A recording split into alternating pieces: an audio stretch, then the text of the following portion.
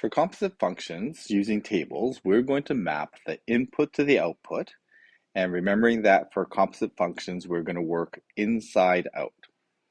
So I've highlighted the f of x with green and the g of x with red. And looking at the questions here, we need to first of all identify which is the inside function and which is the outside function. So for the first one, the inside is the f function. So we're going to start with the f function, and we're looking for f of -4.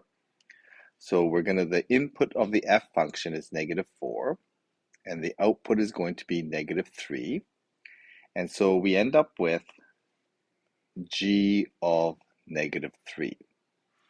And then using that output of -3, that becomes the input for the outside function g. So the x is -3, and we map to the output of 6. So g of -3 is 6, or in other words, g of f of -4 is equal to 6. And we can use a table to map the solution. For the next one here, again, the inside is f, the outside is g. So we start with our inside function f. The input is 0, and the output is 5. So what that means is that we're going to be looking for g of the output 5, which is the input for g.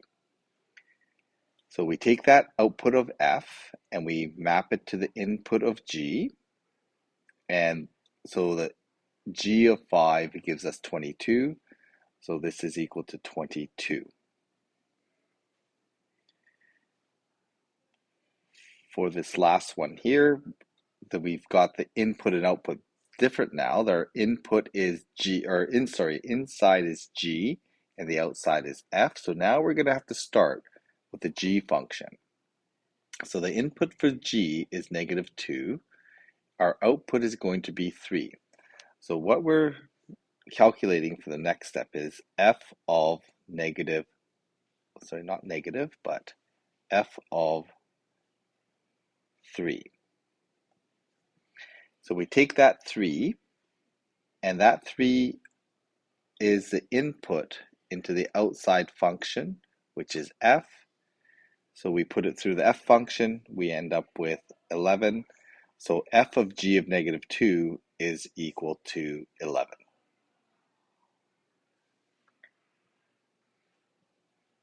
For example 6, we're going to be doing combining functions, and we've defined the f function as 4x squared minus 3x, and the g function as 4x squared plus 5.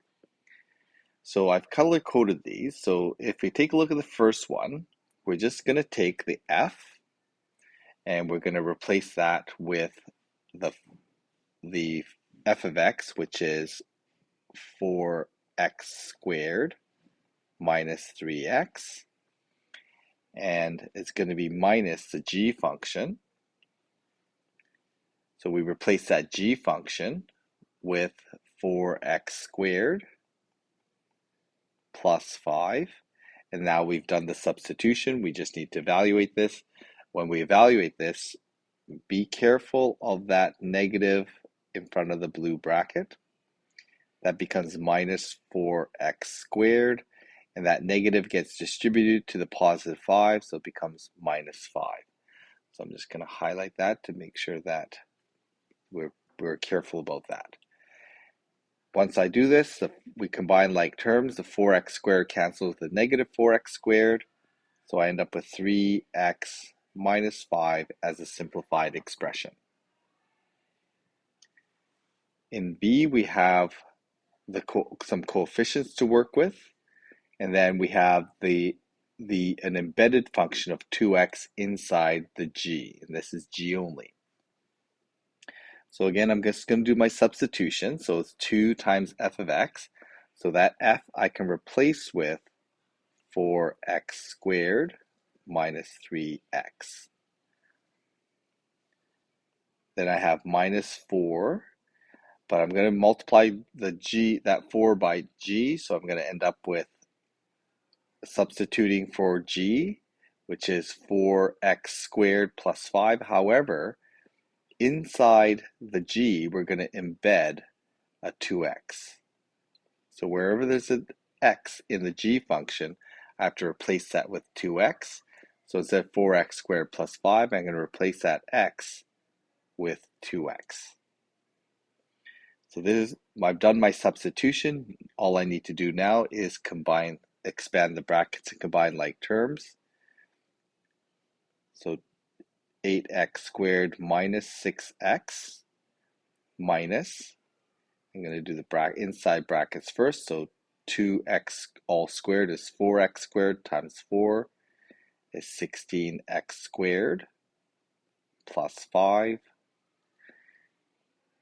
8x squared minus 6x minus 64x squared. And again, make sure that we distribute that negative to both terms.